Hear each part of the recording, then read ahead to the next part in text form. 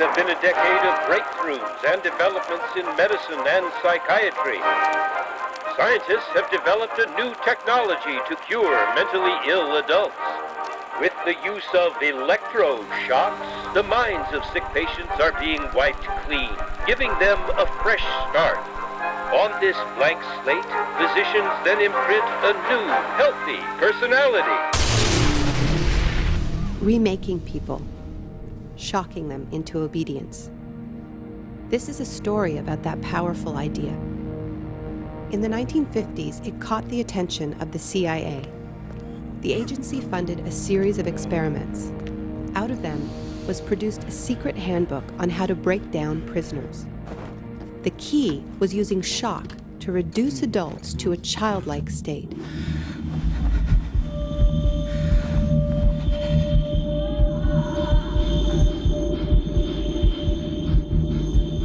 It's a fundamental hypothesis of this handbook that these techniques are in essence methods of inducing regression of the personality. There is an interval, which may be extremely brief, of suspended animation, a kind of psychological shock or paralysis. Experienced interrogators recognize this effect when it appears and know that at this moment the source is far more open to suggestion, far likelier to comply than he was just before he experienced the shock.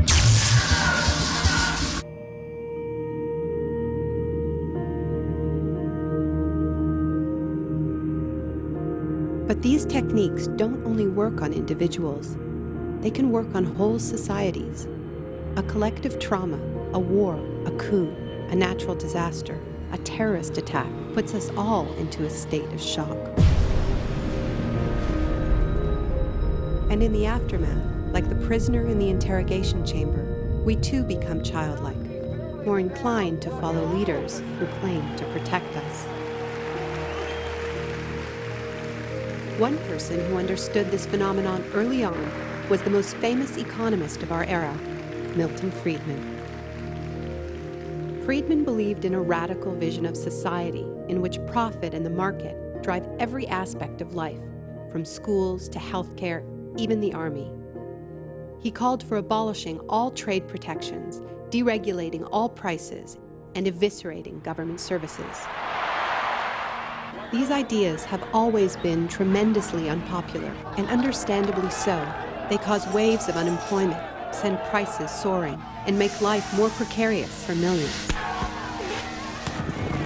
Unable to advance their agenda democratically, Friedman and his disciples were drawn to the power of shock.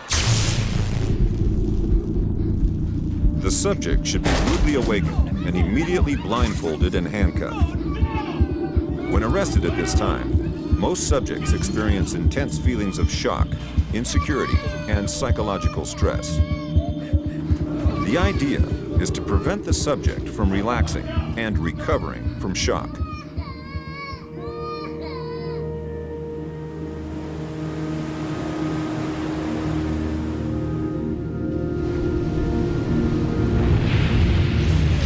Friedman understood that just as prisoners are softened up for interrogation by the shock of their capture, massive disasters could serve to soften us up for his radical free market crusade.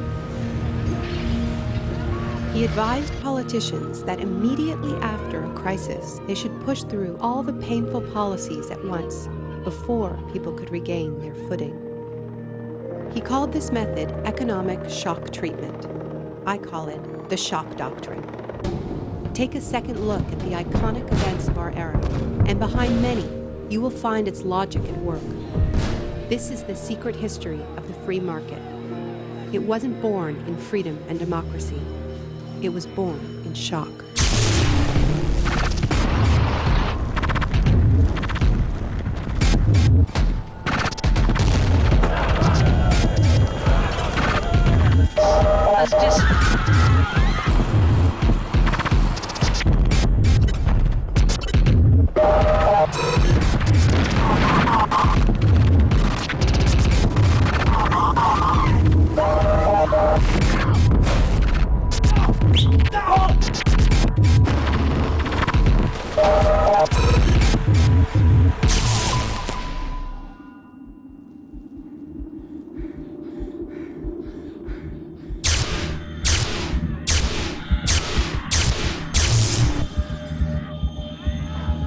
Isolation, both physical and psychological, must be maintained from the moment of apprehension.